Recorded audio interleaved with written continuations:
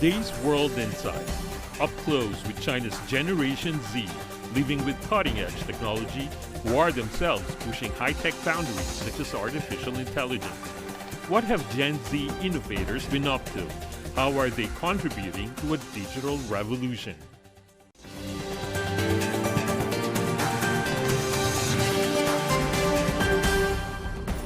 Hello, I'm Tian Wei, and welcome to World Insight. Generation Z are the young adults who from birth had only known a digital world. The internet and social media are in their DNA, so to speak. They have grown up with ubiquitous technology, a constant presence in their daily lives.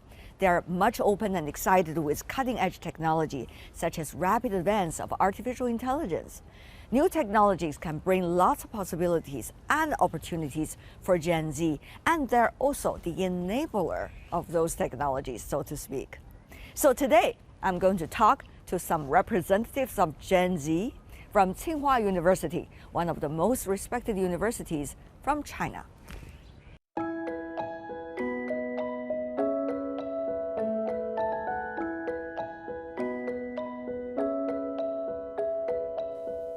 Sam is from Iran, a PhD student from the Department of Computer Science and Technology at Tsinghua University.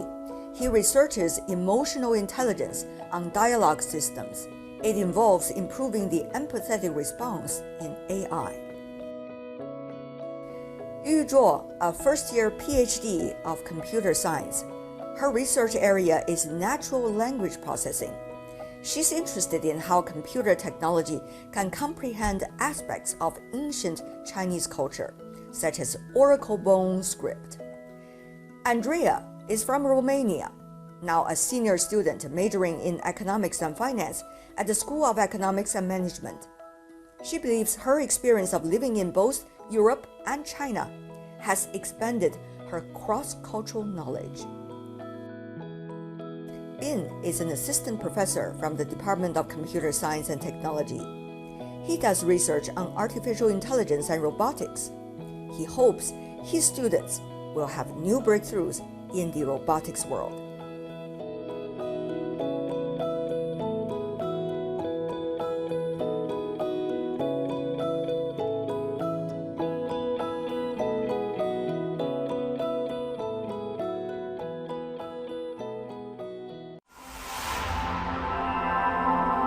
The latest development of artificial intelligence, ChatGPT, GPT-4, absolutely fascinating. To you, what does that mean?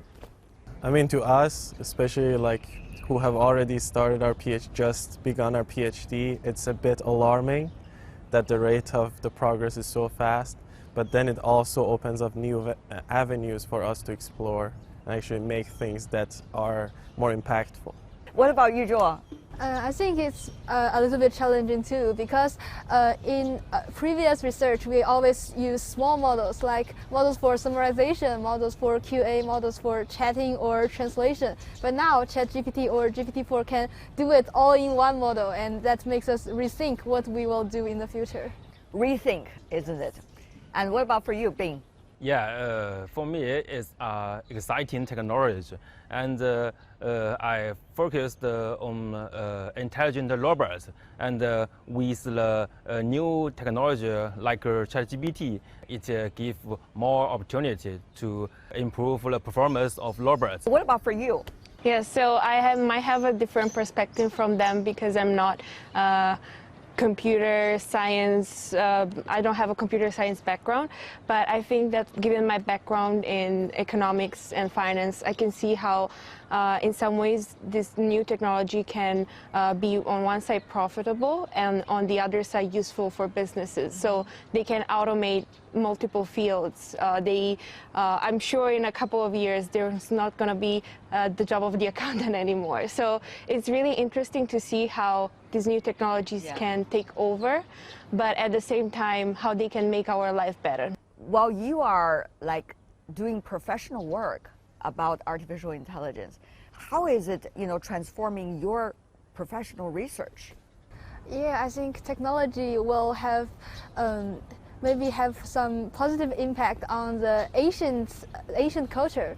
When I was in undergraduate, I was doing a research of combining computer science and Oracle bone script, which is a very Asian Chinese character. In previous study, that the researchers of OBS, they just have to memorize all the book in their heads, and that's very challenging. So fewer and fewer people will have to research the OBS because it's too hard. So when we use computer science, we can just serialize, symbolize, and put it all in the computer data set. So what you need, you can just directly find it in the computer. Have you, with your earlier developed system, read some of the 甲骨文 already? Did you manage to read some stories out of it? I think it's really hard because all the Oracle bone scripts, they are, we have little knowledge of them. We have little data of them. So in the previous study, we will need a very large amount of data. Then we can train a language model. But ChatGPT, they are future learners. You can just give them a little bit of information, and they can learn how to translate, how to memorize, and how to use them. I think it will be promising to do some research in the ancient character. Absolutely fascinating. I'm looking forward to read 甲骨文. That's always been a dream of mine. But it's so hard, isn't it? Yeah. What about for you, Sam? I mean, with this rapid technology, with this rapid improvement, one of the problems that we wanted to focus on was actually mental health. And of course, after several years of COVID, that has become a big issue worldwide. And so why can't we solve this problem with mental health? Well, there are reasons such as availability. We have many less counselors than we have people who need support. Also, the costs of counseling are very high that many people can't afford it. And there are also stigma surrounding mental health. A lot of people think if they actually go to a therapist and seek mental health support, they might be crazy or something, right? So we can actually use tools like ChatGPT or language models such as this to provide this affordable, available support that also prevents the stigma. So this is something that we're working. You're doing it right now? Yes. Which stage are you in right now? We are currently working on the emotional intelligence stage of basically these language models. During my master's, we worked on mainly empathy, or just generating responses that are emotional, given a certain emotion. Let's say we want this chatbot to have angry or happy responses to certain posts. And I also worked on empathy, which gives the chatbots the ability to put itself in the shoes of other person. That's so crucial these days in our world. Exactly. And basically understand the world from their perspective so that we can better find a solution for their problem or even help them calm down. Did you succeed? During master's, yes. That's why I'm doing a PhD now. Yes. So are they still angry or happy or empathetic right now? That depends on how you, because at the end of the day, chatbots such as ChatGPT are systems that are considered assistants, and they listen to what their user wants. So if you want an angry chatbot, you can get an angry chatbot. But you know, it's also challenging, isn't it, that when you work on emotional intelligence of artificial intelligence, there's always a very tricky boundary. Yes, there are a lot of ethical concerns regarding having emotions in chatbots. There have been cases of people being too attached to chatbots and actually considering them real human beings. So these are also concerns that we have when we are doing our research, but we are creating these tools to assist individuals and help them through tough times so they can actually seek support from other individuals. The tools that we are making are not supposed to replace the current therapist, but just be a temporary replacement so that they can actually get the support they want when they can.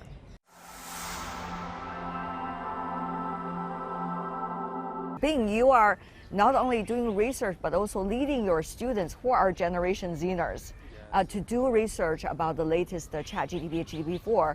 You know, how could you be able to, design topics when the technologies are evolving so fast every day?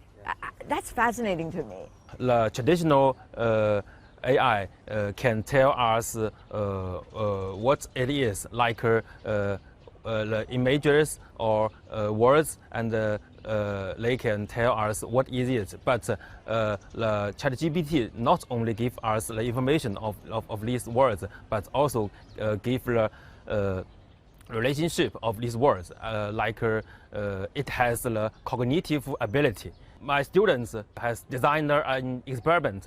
They tell the ChatGPT there are some blocks on the tables, and ask the ChatGPT to build a house with these stocks. Yeah, and it can finish. Yeah, it works. What about for you? I mean, you're a public management major, right? So how is ChatGPT likely to play a role in your life already? Yeah, so I will be a public policy major next year. For now, I have more of an economics background, but I think that from a public policy perspective, we need to think how governments can use AI and also protect people from AI at the same time. I think that latest talks about AI have been on how to stop AI, the development, or how to protect the people, but I also think that the government should also think how to embrace AI. For example, in Romania right now, the Ministry of Digitalization, Innovation and Research, they started a new project called ION. And this is an AI counselor to the president himself. The president of the country? Yes, oh, exactly. Interesting. And basically, this AI is giving feedback to the president on what are the most pressing issues that Romanians are concerned about. And they do it by submitting their questions, issues, concerns through a website, and then the AI will understand which ones are the most pressing concerns, what are the most asked questions, and then refer them. Very interesting. I know this is still in the experimental stage, but it's very interesting how they what they're going to do with the algorithm, right? That's going to be very interesting because once they have an idea about that, it's almost like they're going to design the public opinions that the president will be able to get access to. Exactly. That's really something in terms of public policy. I already see here in this, among the four of you, very clear division. This is the innovation division, and this is the discipline division, isn't it? But, that's, of course, just a joke put aside. Recently I talked to ChatGPT just for an experiment, and I asked her, because that's an image I chose, it's her, as to, how to govern ChatGPT. And she said she's an image involved in this large language management system. Therefore, she will not give her opinion. But she also illustrated the importance of this discussion. So to me, that's a very interesting thing. But putting AI aside, what about human being? For the experts sitting here, how do you see this debate about what AI can help us to do, but at the same time, the AI governance? Including particularly recently the ChatGPT, GPT-4 thing. Yeah. For me, AI is just another tool that humans can use for their benefit. Let's consider a knife, right? Knife is a tool. You can use it to make food, cut vegetables, right? So you can say that knife is good and doesn't need governance. Well, knife can also be used to commit crimes, right? So in that case, knife isn't the bad thing, but the person using the knife is the bad person. So it should be more governance on who is using this AI. Because similar to the example that you said, if you had told ChatGPT to not act like an AI and tell you its opinion as if it was a human, it would have definitely given another response, maybe even with a more definitive opinion, right? So it's always the human, most of the time it's the human in control of this AI that should be governed. Agree? Andrea? I think I totally agree with this point of view. I think that overall technology doesn't have a bad or good division, but it's the human that uses it that determines if this AI is being used properly. So I think from a governance point of view, we should ensure that we have legislations and frameworks on how to deal with the improper use of AI. If we take deepfakes, for example, why is a deepfake good or bad? If I'm just using it to make fun of a friend, or I'm making fun of myself, I'm just sending a funny video of a deepfake of me. That's funny, that's fine, it's not causing any harm. But then what are the consequences if you're using these deepfakes for different purposes? What if you are making fun of not your friend, of a public individual? That can have very different outcomes. So I think that government, they should ensure that AI is being used in an ethical way overall. But what if governance is always late? I think, in my opinion, that some of the AI problems comes from some of the human society problems. Like, we are always talking about the balance between AI being helpful as well as being harmless. But what does the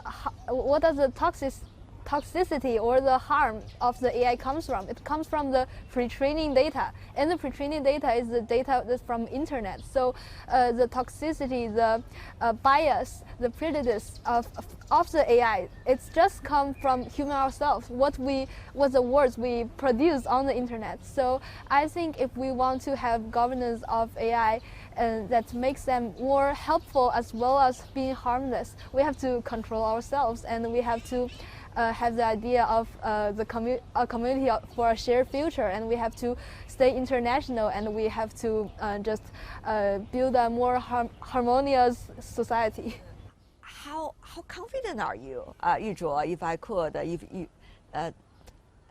about our own ability to be able to govern how we are dealing with technologies? I think it's hard to answer, because I think it depends on how we have control of ourselves. Like, AI can do many fascinating things and also bad things. So I think if we all share a common view that we have to get good control of the AI, I think that will be fine. Like, there are also debates on whether to stop the AI research for about half a year, so we can rethink. So we can rethink how to control and how to make laws. But I think there is. By the way, I don't think it's stopped. I think it can stop, because when you are doing better than other people, you won't stop. And when you are lagging behind, you won't think, I will just catch up. So that's also human nature, isn't it? Yeah, that's human nature.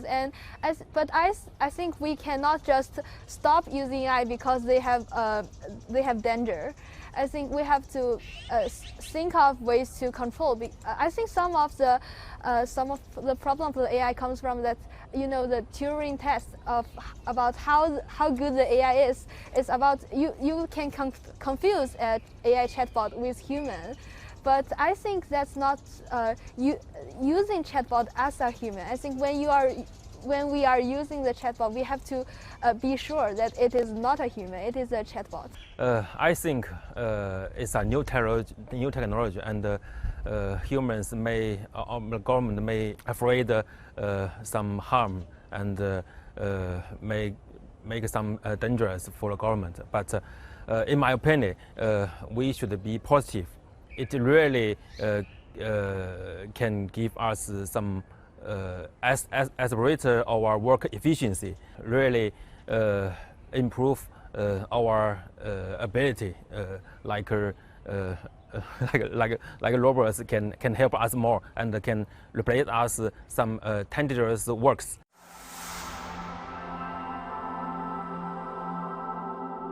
So, but as future policymakers, Andrea, like you and your peers, it's so important to understand the real essence of new technologies, such as ChatGPT, GPT-4, just like these guys. But there's always a gap between those professionals who are exactly doing it right now and the rest of us. So how can you catch up on the right question, understand it to the important depths that you need?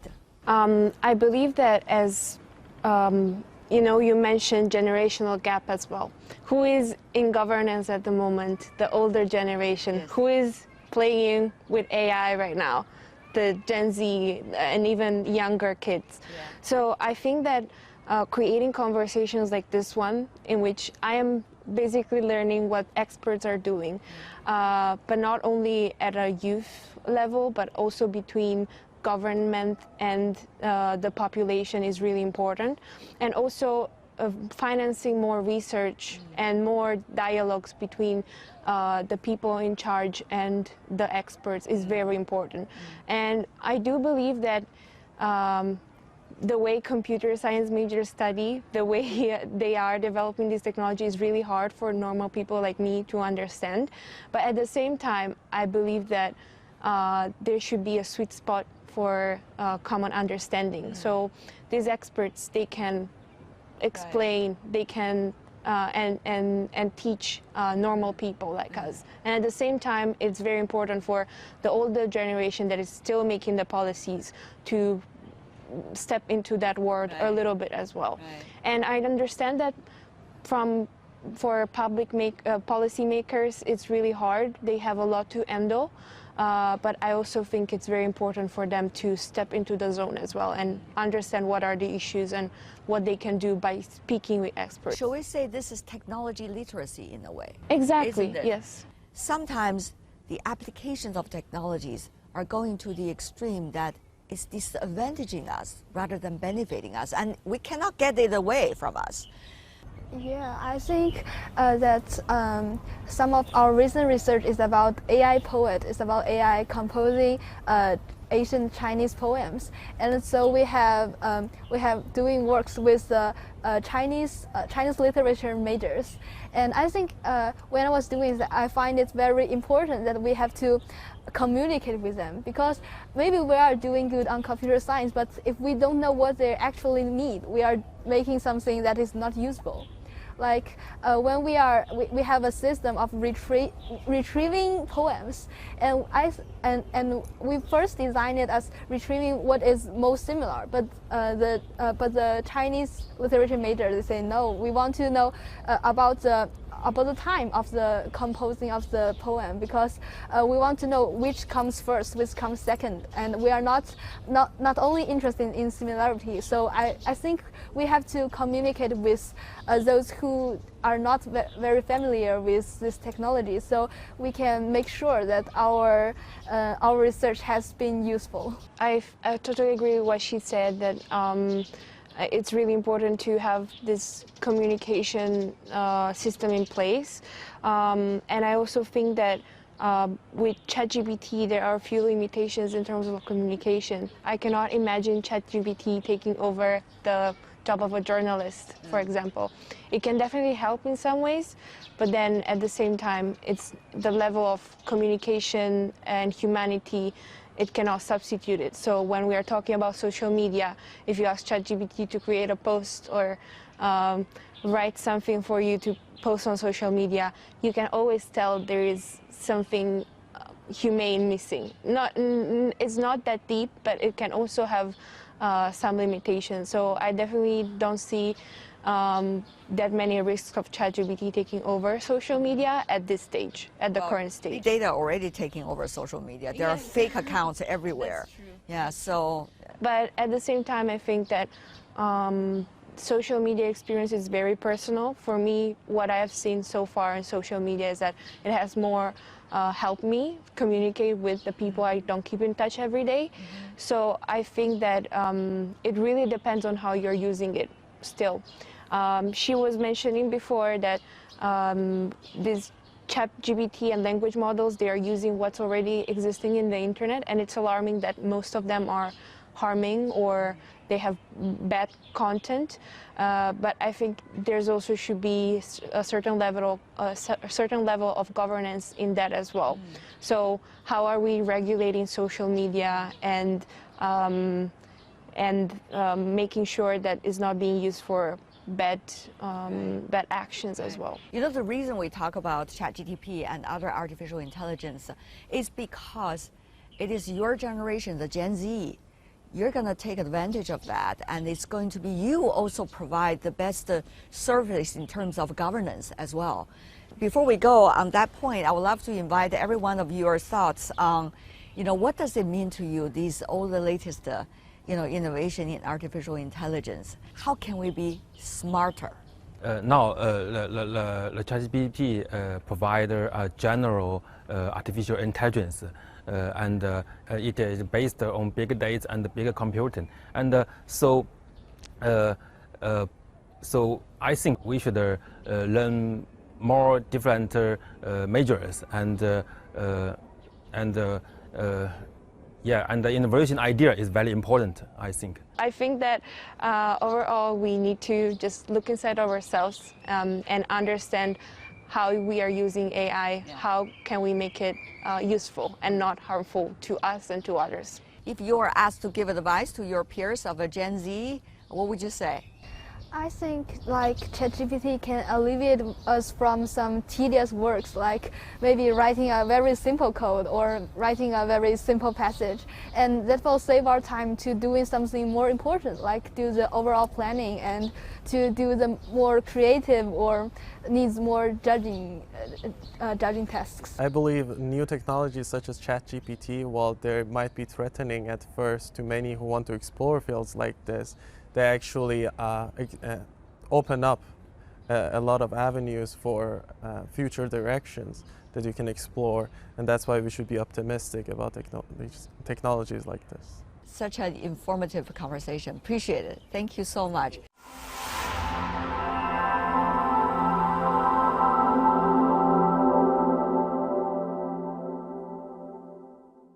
And that's all of our program today. Generation Z on AI. We heard questions, answers, and stories about artificial intelligence from Generation Z. And you can find us on YouTube, Twitter, and Facebook. Tomorrow on World Insight, I will be in Guangzhou, bringing you a special program on China's trade through the lens of the Canton Fair, one of the largest trade fairs in the world. I'm Tian Wei. See you tomorrow.